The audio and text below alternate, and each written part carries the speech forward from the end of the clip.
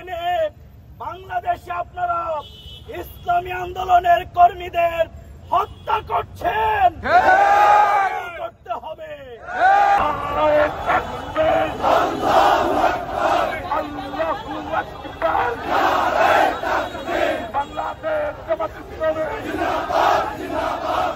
সেই সন্ত্রাসী ইসরায়েল সেই ফিলিস্তিনের মুসলমানদের নিরীহ মানুষদেরকে নির্বিচারে হত্যা করেছে। আমরা বিশ্বাস করি শহীদের রক্ত বৃথা যেতে পারে না। এই শহীদের রক্তের মাধ্যমেই ফিলিস্তিনের স্বাধীনতাকামী মুসলমানদের বিজয় হবে। অবিলম্বে হত্যাকাণ্ড বন্ধ করতে হবে। বাংলাদেশ জামাত ইসলামী আজকে হত্যাকাণ্ডের তীব্র নিন্দা এবং প্রতিবাদ আমরা জানাচ্ছি। We strongly condemn and protest the attack Israel in genocide in Gaza. ইসরায়েলকে এই হিউম্যানিয়ন অ্যাটাক অবশ্যই বন্ধ করতে হবে। জেনোসাইড বন্ধ করতে হবে। যুদ্ধ অপরাধের গণহত্যার এই কর্মকাণ্ডের জন্যই তাদের বিচারের কাঠগড়ায় দাঁড় করাতে হবে। সংগ্রামী দেশবাসী, তাই আমরা বলবো হত্যা করে নির্যাতন চালিয়ে আদর্শকে দমন করা যাবে না। এই জন্যই বিশ্ব মুসলিমকে দেশকে আজকে ঐক্যবদ্ধ হতে হবে। জাতীয় সংঘকে আজকে এর প্রতিরোধে কর্মকাণ্ড গ্রহণ করতে হবে। We stand in the Palestine solitary people. আমরা এই দেশের স্বাধীনতা অর্জন না হওয়া পর্যন্ত তাদের আন্দোলন চলবে। তারা এই পর্যন্ত 47 সাল থেকে শুরু করে এই পর্যন্ত লক্ষ লক্ষ নিরীহ মানুষকে হত্যা করেছে।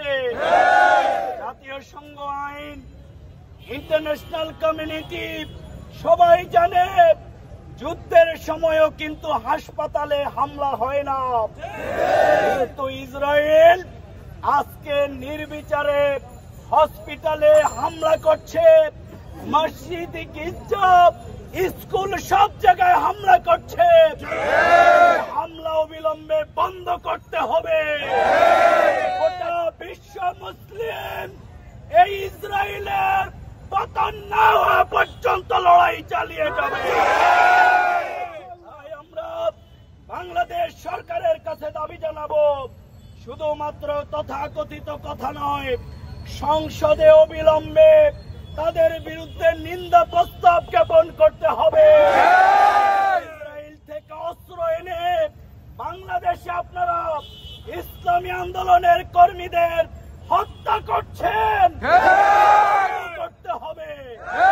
ইসরায়েলের সাথে প্রকাশ্য গোপনে সকল কর্মকাণ্ড বন্ধ করতে হবে। আসুন আমরা গোটা বিশ্বব্যাপী মুসলমানদের উপরে যেই নির্যাতন, যেই নিগৃহীত, যে অপারেশন, যে অ্যাটাক হচ্ছে, এর প্রতিবাদে আমরা বিশ্ব মুসলিমকে উম্মাহকে ঐক্যবদ্ধ হওয়ার উদাত্ত আহ্বান জানাচ্ছি। সাথে আমরা দাবি করছি বাংলাদেশও আজকে কিন্তু একটি গাজায় পরিণত হয়েছে। এখানে ভোটের অধিকার নেই, ভাতের অধিকার নেই, মানবাধিকার নেই। এখানে খুন, হত্যা, নির্যাতন প্রতিনিয়ত চলছে। বন্ধ করতে হবে। বাংলাদেশকে যারা ফিলিস্তিন বানাতে চায়, এখানে রক্তাক্ত করে ইসলামকে দমন করতে চায়, এটি অবশ্যই বন্ধ করতে হবে।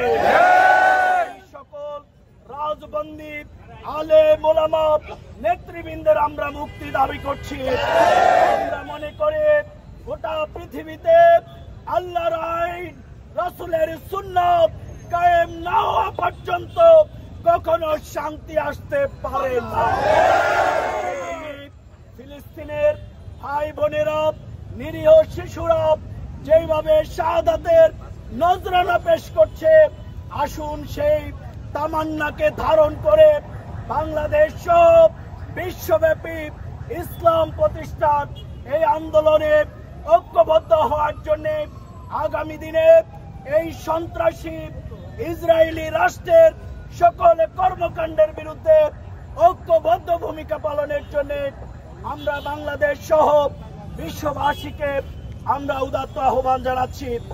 বাংলাদেশ জামাত ইসলামী ঘোষিত আজকের এই কর্মসূচিতে শান্তিপূর্ণভাবে অংশগ্রহণের জন্য সবাইকে ধন্যবাদ জানিয়ে এই প্রতিবাদ আমাদের অব্যাহত থাকবে ইনশাআল্লাহ। বাংলাদেশের শান্তি স্থিতিশীলতা নিশ্চিত না হওয়া পর্যন্ত, ইনসাফ ভিত্তিক সমাজ কায়েম না হওয়া পর্যন্ত আমাদের সংগ্রাম চলছেই চলবে। ধন্যবাদ।